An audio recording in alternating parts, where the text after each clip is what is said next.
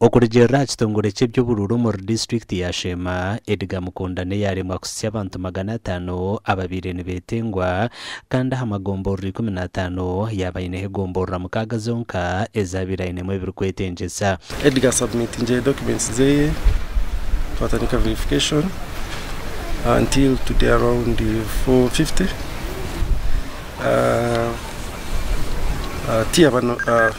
duly nominated. Reason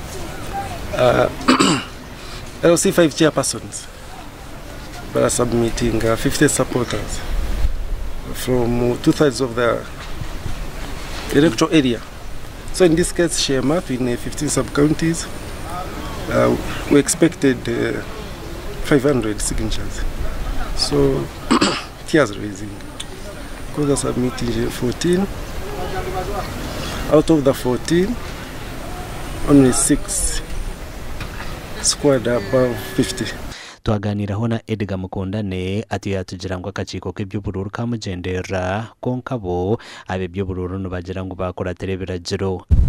Twabagira ngo bitwe twakera ngo mutubaze ibintu bitubukwe kare konka bagumana batugira bati nibatubuzabuza nibakora abandi bitwe tubakora nitubabuza abwinshi tumutakwenda kutandoringa kaninye chairman wa district nyenka oyine district si 10 no kurabamo abwinshi mutakunkoraho bayanga bagira ngo mutegereze turiyo tubakoraho ntubakora antira muhero batugira ngo mukono tiyahika kandi nabo twese imbere nabo baba ryo kwene bagira ngo tuturabase abo kwe kibe bakozere nibakimanya. Actually gatumutaje ko mukora yesterday verification before nomination turakora verification, okay?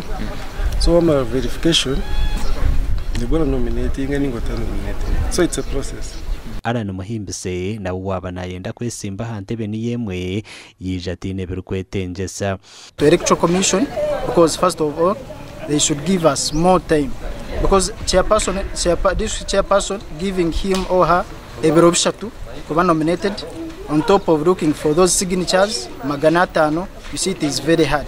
Baba bine birukwetengwa bayihanditsa kandi baraganisa kora abantu babo nkatanaka umwuga gukoreza abantu amizi nambwe n'abantu babugona irashaje Nyakarama Yampabura na Chamaninje bo batungira habyanje abahagizi banje ba Rugarama abahagizi banje ba Shuka Town Council mazima nimbe bazamwe barabwo buhagize umwampire kandi imbaraga nsangu kimwe cyona ntizakikora bwentunguka ecene chimanisa ngwentebe ya katana habwa district ya Shema obwa hati yasigara ho Jemima tumwishe bahanda kandati no mwesimbireho nkoko yabire omwaka gw'2020 amakuru agagasha kwa Michael Atwakiri.